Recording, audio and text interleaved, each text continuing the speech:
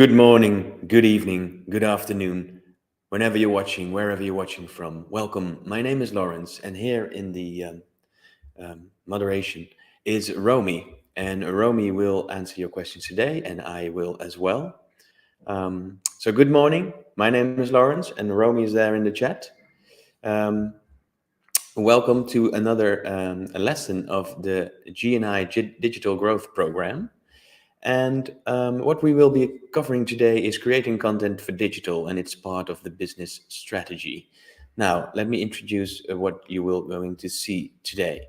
And so there is a lesson plan for becoming a successful digital publisher, and we divided this lesson plan into these categories, which is business strategy, audience development, data management, advertising revenue, and reader revenue. And today, this lesson will be about creating content for digital, and it's part of the audience development thread.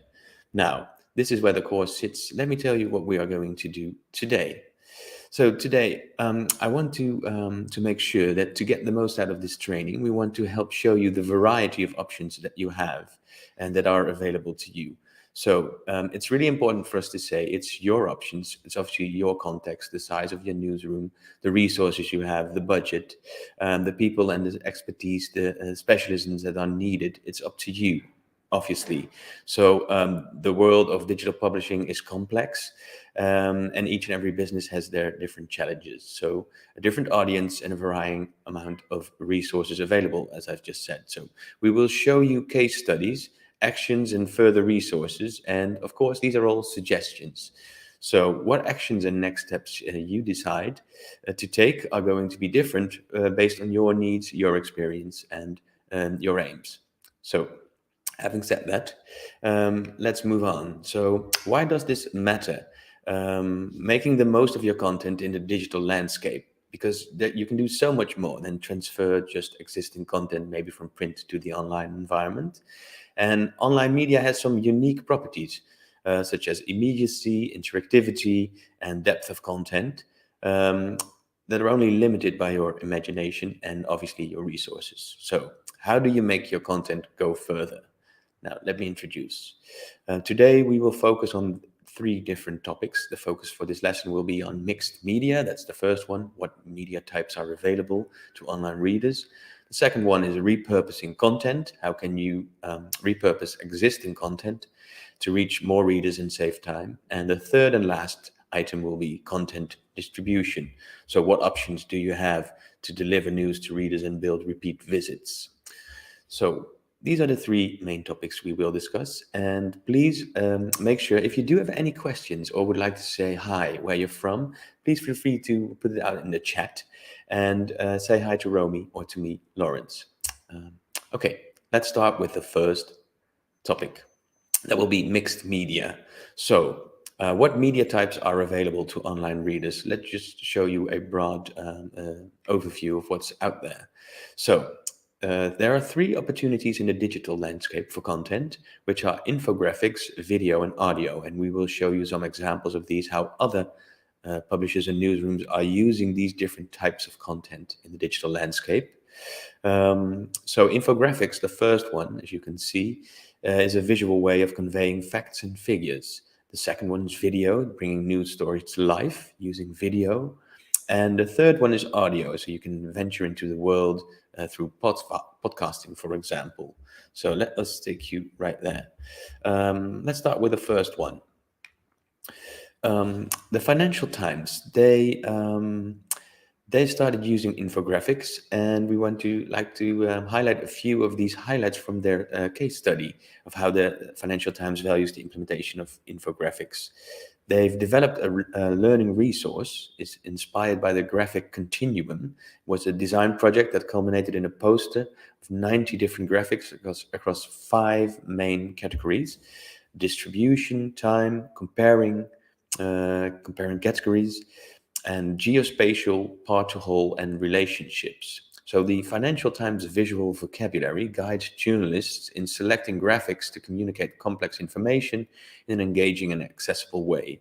So Alan Smith, who is part of the Financial Times, says charts can succinctly illustrate complex stories in a way words alone cannot. So one of these actionable steps for you can be to create brand guidelines and a bank of resources for your journalists to harvest. You can reduce the design time and the subjectivity if everyone uses the same sort of guidelines and the same way of conveying this information in a visual way using infographics. Now, you can find the Financial Times visual vocabulary online, and I think Romy can share the link with you in the chat. Le Monde has been creating videos for quite a long time, and we would like to highlight some of the points from a case study where they had success in engaging new and younger audiences by experimenting with new digital video formats.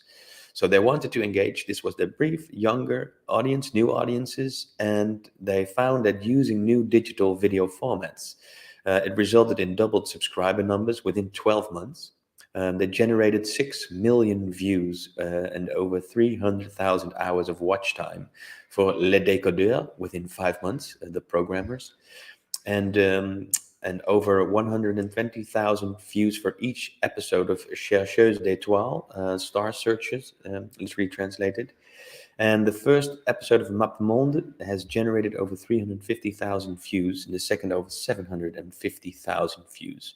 Now, as we would like to point out, if you want to reach, say, different audiences, could be younger or new audiences that might not read print or the website, or that don't subscribe to your newsletter, if you have one, for example, then maybe thinking about a digital video format for your content might be a way of engaging new audiences like Le Monde did.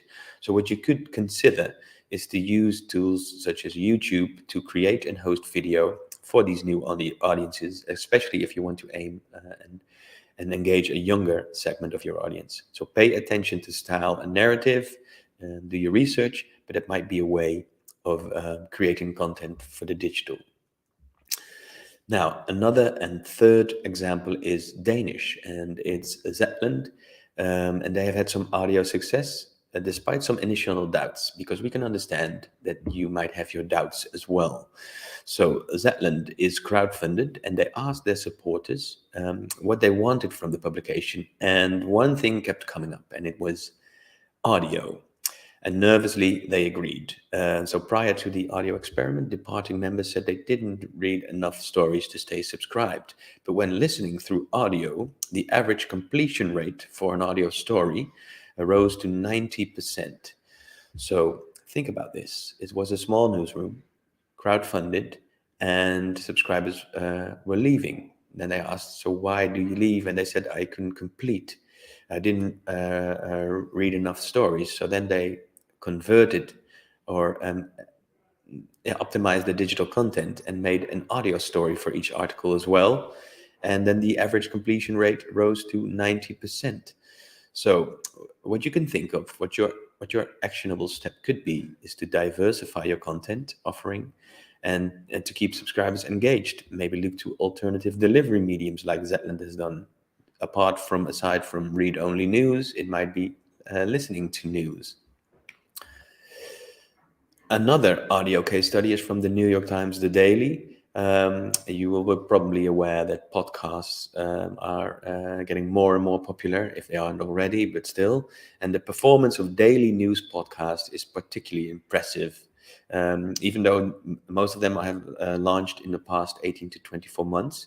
So the segment leader is the New York Times, The Daily, and they have an audience of around 2 million people a day. What Eric Berenstein, the director of audio at the New York Times, says, we are thrilled to have 25 minutes a day with people that we didn't have before. So we really think of The Daily as the new front page. So that's an interesting thought, an interesting view on this. So consider creating and hosting a podcast. And obviously it's up to you, given your resources, your time, your type of content. But it might be a way of thinking about reaching other audience like the New York Times, with people that we didn't have before, people that you don't have before. Now, another audio example is by Publico. It's P24, and it's Publico's personalized audio catch-up for its readers. So it launched in 2017, and they have seen a steady growth of users, Publico. So what it is, it's Portuguese. It's a daily national newspaper based in Lisbon. And they've created this audio catch up for the reader. So it refreshes throughout the day and produces audio clips of stories that are customized to each individual reader, as well as providing the main stories of the day. So since its launch in April 2017, they've seen a steady growth of listeners. So think about it. Can you personalize your content for readers' use, and can you ensure that your content can also be digested in bite-sized bursts? So personalization and digestion in bite-sized bursts, which you send out throughout the day, not at one point, like one moment of publishing or airing, but throughout during the day. And that might be something you could consider. Now, another audio case study is Curio, and you might have heard about Harvard Business Review's partnership with NOAA. It's an acronym for News Over Audio, which is based in Dublin, and they produce curated playlists of narrated articles from a variety of publishers. Well, this is by no means unique, of course. There are other apps like Autumn and Curio in the UK. They offer a similar service and they operate in much the same way. Now, what they do is they hire professional human narrators to turn text in articles into audio, which they offer in a feed to paying subscribers. So in exchange for giving the app their articles, the publishers get a cut of the money and the ability to embed the audio alongside the text of the original piece. Now, beyond the fact that users are listening, publishers can find value in what users are listening to, so deeply reported context-rich stories. And the apps pitch themselves to users similarly to taking advantage of the fact that audio's increased popularity is tied to how convenient it is to listen while doing other things, say commuting. So, what is interesting for you might be here is that Curio handpicks the content from leading publications and turns them into beautifully narrated audio as listeners. So, listeners can hear stories at any time, anywhere. So, think about as an actionable step how to diversify the way your content is presented and digested by readers. Now, at this point, we have seen some examples of Zetland, of the Financial Times, and of P24 and Curio. Now, the question is, how will you diversify your content mix in this digital landscape? And I am going to look to Romy and for the chat to see if you have any questions or maybe any answers or ideas as an answer to this question. How will you diversify your content mix in this digital landscape? Could be audio, could be infographics, could be video, could be a digestible, bite-sized audio snippets throughout the day. Think about it. What could be your way of diversifying? And I'll have a sip of water.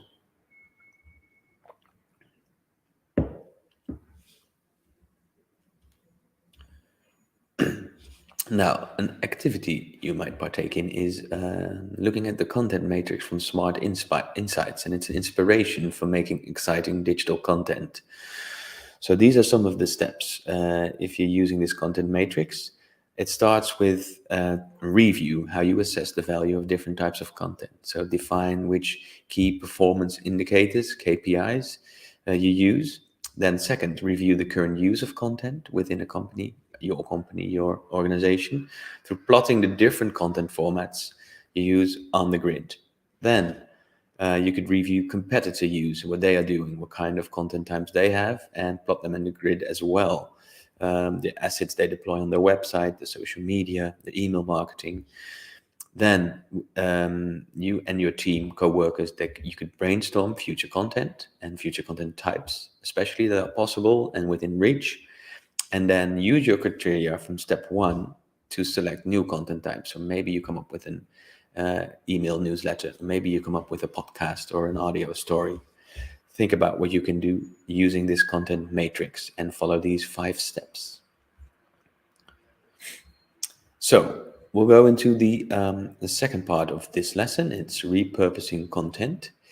And we would like to start with another case study. It's by Gary Vee. You might be familiar with this person. And he took one piece of content to generate over 35 million views.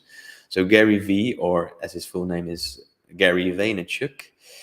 He is a media and communications entrepreneur and a New York Times best-selling author, popular media tech speaker. Well, what Gary V did, he developed a content strategy based on the reverse pyramid model, in which he starts off with with a core so-called pillar content, which can then be repurposed into smaller components that can be redistributed and drive up views. Well, let's give you an example. He took one of his keynotes and repurposed it into 30 plus pieces of individual content, which he went on to redistribute successfully, which all in all resulted in over 35 million total views, and all from one single keynote. So think about what you can do when you start with pillar content. So your core content, in Gary V's example, it's his keynote, one of his single keynotes. And so what Gary V said in an article is, my content strategy is predicated on a reverse pyramid model. It starts with pillar content, with my personal brand. It takes the form of a daily vlog, a keynote, a Q&A show, or another video that I do. Since I start from video, my team is able to repurpose that one piece of content into dozens of smaller pieces of content contextual to the platforms that we distribute them to. This could take many different forms. For example, if you're not comfortable on video, you could record a podcast. You might even film yourself recording the podcast, so you could have a video out of it as well. And from that video or audio clip, you can create content for Instagram, Twitter, Facebook, LinkedIn, and TikTok, and more. So he created a ton of content, starting with this one piece, this core, this pillar content. Now, this is just one example, and let us give you a more visual explanation of this content pillar. So it's a substantive and informative piece of content on a specific topic. So think about maybe you're reporting on climate change, on Ukraine. Could be anything, all kinds of topics. It could be on immigration, healthcare, education, something that people really value your reporting and your stories on. And take that piece of content, the content pillar, and break it into many derivative sections, into different pieces and materials. So as you see right here, it could be ebooks, reports, guides. These are all examples of content pillars. So basically, it's a large piece of content that you can turn into many smaller pieces of content to fuel all those channels you're currently struggling to fill. So instead of coming up with new stories and new assignments to generate content for different channels, start with a pillar piece of content, the content pillar.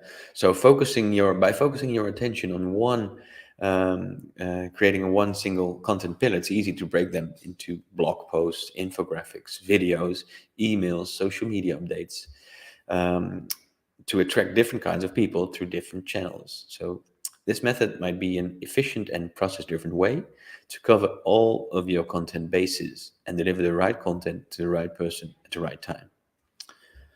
So instead of, as I maybe just explained, moving from an ad hoc piece of content and think about, oh, we need an infographic for this article, or we might do another podcast, think about it as a content stack. And so in your strategy document, communicate the value of each format as well as relative goals for how and when you will utilize each format. So using a stacking approach can help you fit each format into a cascading content strategy that tackles the big rock, like a big rock starts rolling, a challenge, say a topic that's very important to your audience and core to your brand, as I've just mentioned earlier. So see the chart for taking this ad hoc content creation and formats into a structure that can help you to scale content and to provide a ripple effect of value. So think about how your stack would look like. And this could be something you can brainstorm and discuss with your people within your newsroom, your team, and your organization. So fit each format into a cascading content strategy. Now let's move on with another question. Are you making the most out of your distribution channels? So think about the distribution channels you use and if you are making most out of them. Now, Romy and I, we understand that you might have any questions or things you would like to mention or add. So please use the chat and tell us what you're thinking or what you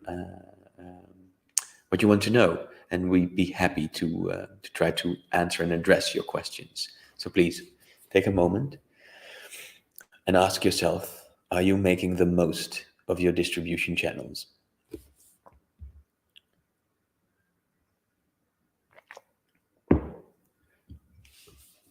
Well, if you have some ideas of trying out new things and don't know where to start, then this might help. An activity that helps you sort of address these content stacking questions to get you thinking about maximizing your content creation. So ask yourself or your team, if you're having a conversation about an article, could you record that conversation as a podcast? Could you create a video of it at the same time? Um, do you need to create content, or could you just go live? If going live, can you record it? If interviewing someone for an article, could you share the full transcript? Could you break this down question by question into different posts? Could these answers be turned into graphics, and could they be shared maybe on social? And rather than creating the graphics yourself, could you ask your followers? These are all just questions you can discuss with your team, and see if there might be an opportunity. These are all content stacking questions, and it could help you think about when doing an extra article. Think about how it could work out when approaching it from a content stack point of view. And with this, we have come to the third and last chapter of this lesson, which is content distribution. It's the act of promoting content to online audiences in multiple media formats through various channels. And well, you've crafted some great content, obviously, and now it's time to make sure that as many people see it as possible. So let's go into depth some more. So we can introduce two sections: new readers and existing readers, when it comes to content distribution. So when we think about it, we often think about new readers on other channels, but often the first place to start is with existing readers on your own channels. So if you look at this visualization, you see new readers. They might have become aware, then consider and take action, become engaged, and when they reach the level which is at the bottom is advocacy, they're really into your content. But existing readers are already taking these actions. They don't need to go through this funnel from the top on. So let us look at the recirculation. So existing readers, you want to keep them, obviously. Keeping a reader is easier than gaining a new reader. So recirculation is a straightforward metric. It's the percentage of users who visit another page of your website after they finish reading the first article. So it's the inverse of Google Analytics bounce rate, the percentage of readers who left your website without loading a second page or engaging with anything. So the recirculation, again, is a metric, and it shows the percentage of users who visit another page after of the website after they finish reading the first article. So they visit another article, another page, another piece of content. Now, newsrooms, they think about the content journey and the strategies needed to keep readers moving throughout their sites. Content elements should never lead to a dead end, but rather connect to other content on the site. So the goal is strong recirculation, a measure that shows how much of an audience goes from one piece of content to another on your own platform, on your own website.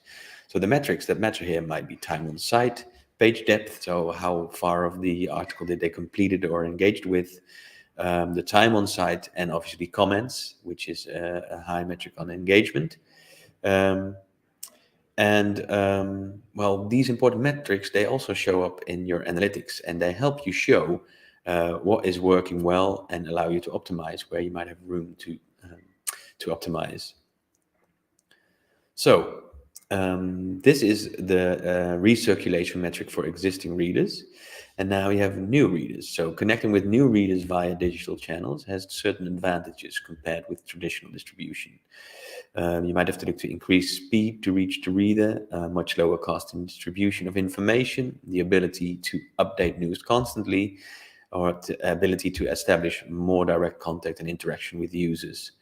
So there are many options, many things you have to consider and have to be aware of. So how do online news publishers distribute their content? Well, this is a visualization of how you could look at it. So how do they distribute their content, these online news publishers, and to get the maximum exposure and impact?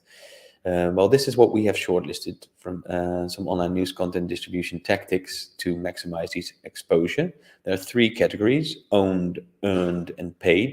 The owned is the channels you own yourself. Obviously, probably your own website. The earned are the likes and engagement of others, so word of mouth. And then paid, you could think of like advertising and sponsorships. Now, let's look at some of these right now. So one of them is search. Ensure, obviously, you're front of mind by maximizing your searchability. You might want to view search as your virtual or digital identity card. To ensure you maximize your search listing, you may want to get working on some of these, like a keyword strategy, optimized content pages, and good hosting and web page usability. These are all criteria. They're used for ranking results. Google Search also evaluates whether web pages are easy to use. And when it identifies persistent user pain points, Google developed algorithms to promote more usable pages over less usable pages. So the algorithm analyzes whether web pages appear correctly in different browsers, whether they're designed for different devices, and whether the page load times work well for users with slow internet connections. So different browsers, different devices, different connection speeds. You have to take those all into account when optimizing for search. So in terms of hosting and page speed, there is a tool called Page Speed Insights, and it provides a score which summarizes the page performance. The score is determined by running Lighthouse, which is an application that assesses the technical parts of your website to collect and analyze data about the page. So a score of 90 or above is considered good, 50 to 90 is a score that needs improvement, and below 50 will be considered poor. And it could be insightful to try out Page Speed Insights to see how your website, how your offering scores online. Again, a different way of distributing your audio, besides from the owned website or platform, is using audio. And this is a bit of an innovative example. You could say, hey, Google, play the news. So in 2019, just a couple of years ago, Google announced the launch of personalized news briefings for its voice platform, the Google Assistant. User activate the briefings by asking an assistant-equipped device to play the news, delivering a personalized digest of headlines, followed by longer, more in-depth stories chosen from a collection of publishers. So their legacy radio providers are included, like PRX or Radio.com, but also new digital startups, new startups like Axios and Newsy. They're all in this Google Play the News format. And then think of your content being distributed as in audio form. Now, there's a third one for distribution, third way of using paid distribution, paying for readers. So if you're not satisfied with all the free options in content distribution, there's always the paid option available if you have a budget for it. So paid ads can help you get to audiences that are otherwise inaccessible via traditional delivery channels. There are three main options here. You can pay for banner or search advertising, pay for social media boosts and posts, or pay for native advertising, also known as branded content. Now, these are the three options which you can pay for and distribute your content in a paid way. The question is, what is right for you? So it's not about using your favorite channels of distribution, but about picking the most appropriate. And again, picking the most appropriate is something you need to figure out and need to discuss in your team. Again, based on your resources, your brand values, your audiences. But this is a visualization that might help you. This is a diversified content distribution strategy. So think about, again, these three different ways of distributing your content. Owned, the channels you own yourself. The earned, think about word of mouth. and paid is where you pay to reach audience you might not that are not accessible to you. So there is a Finnish example from Keski-Suomalainen, and it's a Finnish newspaper. And the head of digital business, Kirsi Hakaniemi, he says that there was an over-reliance on any one region in social media. It can be dangerous. So what Kirsty states is, are they still interested in local life? That's what they wanted to know from their audiences. We assume that when you start a family and go to a job and buy a house, the local life becomes more interesting too. We have to follow the reader and the user. We have to serve them content, whatever it is they want, and we have to serve it whenever, wherever, whatever device they want to use it. So how does this link to owned, earned, and paid paradigm? Well, it highlights the fact that we need to work across these streams to meet readers' needs. So we must have a diversified strategy which crossed owned, earned, and paid marketing and distribution channels. So as Kirsty says, whatever the reader wants is what we must deliver. So sometimes it's on your own platform, sometimes you need to earn it, and sometimes you need to pay for it to get it to the right reader, the right content to the right reader. Think about that. Another case study is by Pink News. It's the first LGBT plus publisher globally on Snapchat. And they launched their own channel to reach younger audiences, specifically those between the ages of 13 and 25. It has a presence online through its website, YouTube, Twitter, Facebook, and Instagram channels. Pink News aims to serve its LGBTQ plus community with community-focused content, discussions, and user-generated pieces. Now, it's a social-first organization, but it has caused issues in the past that they're social-first, because its head of content, Ellen Stewart, said Pink News took a hit when the Facebook algorithm changed. So they were such a social-first platform. They need to figure out ways to be less dependent. So they made up the losses with growth through SEO, search engine optimization, thanks to the site having a good authority on Google. So this case study makes us consider, should we simply focus on social channels? What happens when algorithms change? Second one, is a multi-channel a safer option?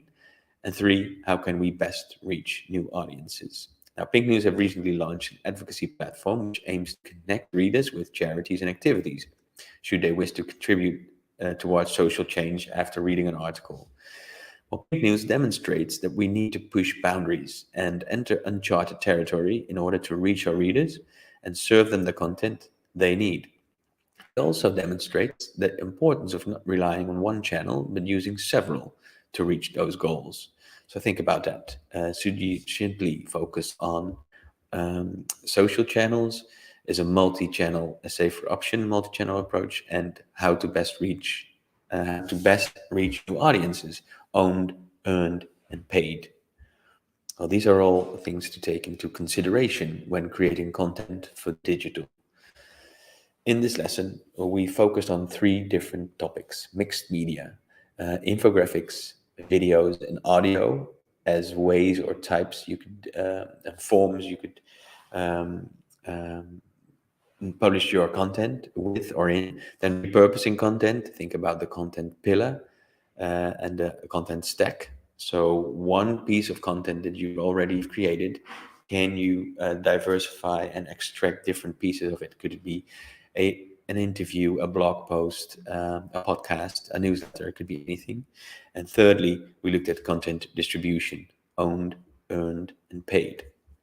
Now, we've covered quite some in these last 34 minutes, and Romy and I are wondering, you might have any questions. So if you do have any question on this topic, could be mixed media, could be repurposing content, could be content distribution, please use the chat, and Romy and I will be happy to see if we can answer this.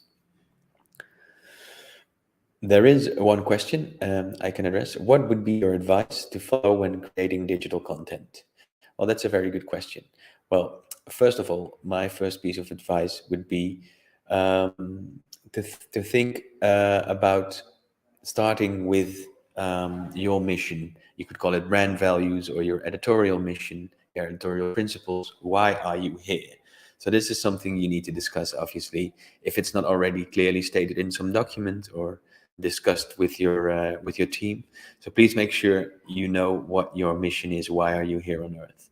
Secondly, I would do this in inventory um, of what's already out there. So what are these different pieces of media you're already producing?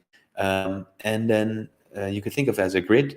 Obviously, as we just said, a review about what you're doing yourself and what is performing well, but also what competitors are doing and what you think or what they tell you that is performing well, uh, as you're able to validate. So, and then think about where there might be opportunities. So, it's a sort of four steps process. One is think about why are you here, so what you need to produce. Then secondly, think about the forms that you're producing it in. It could be newsletters, podcasts. Think about what you value as a newsroom, but also what your users are valuing. And then that might show you a room for improvement, or maybe to come up with new types like a podcast or a newsletter, or to come up with a new way of delivering the same stories to different audiences, like that you need to have a presence on YouTube, for example. So first of all, start by talking and assessing what you have and what you could do.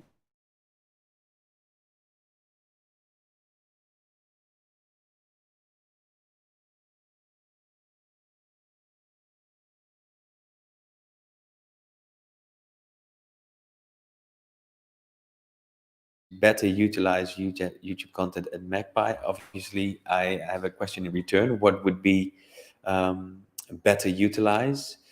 So I need to have some more context. One of these sort of general answers would be to see if there is something for you in the YouTube Creator Academy. I don't know if you've taken some of those classes, those online lessons. You can sign up and say you use YouTube for your video content, and it might give you some extra insights and ways to better utilize the YouTube content. And obviously, by attending this class, this lesson, that's a good way. And I have to give you some other options. So after this lesson, um, to end this session with, obviously, um, this is one of the questions. And take your time if you do want to elaborate a bit more on what better utilization means at Magpie. You could also look at other lessons that are right here. So maybe look at understanding your data, which is connected to this lesson as well, where you learn more about your audiences, your KPI, and your data maturity, but also on reader revenue. So there are many more lessons which you might be able to attend and learn from. And then there are some other options as well. We do deep dives, labs, and we also would love to have your feedback on this course. But maybe there's something in the GNI Digital Growth Labs where you could be able to state this question and ask right there to the experts that are available to you at the labs, see if they can help you out. So I hope I have answered this question a bit. First, start with the YouTube Creator Academy. That might give you some more options to better utilize the YouTube content. I hope that's an answer that might help you on this journey. And otherwise, these are some other options like the deep dives, the labs, and finally, your feedback is important to us. So in this way, we can evolve and improve our support to you. So Romy will be putting out a link in the chat. So if you would be so kind and take a few moments to fill out the feedback form, and then that would be very nice for us and for your fellow publishers to help us improve on these lessons. So if there are no other further questions, and I don't see any other questions yet, Romy and I would like to say thank you. Thank you for joining. Thank you for participating in this lesson. And we hope to see you back for some other lessons that are in this entire GNI Digital Growth Program. My name is Lawrence, wishing you a very pleasant day. Bye.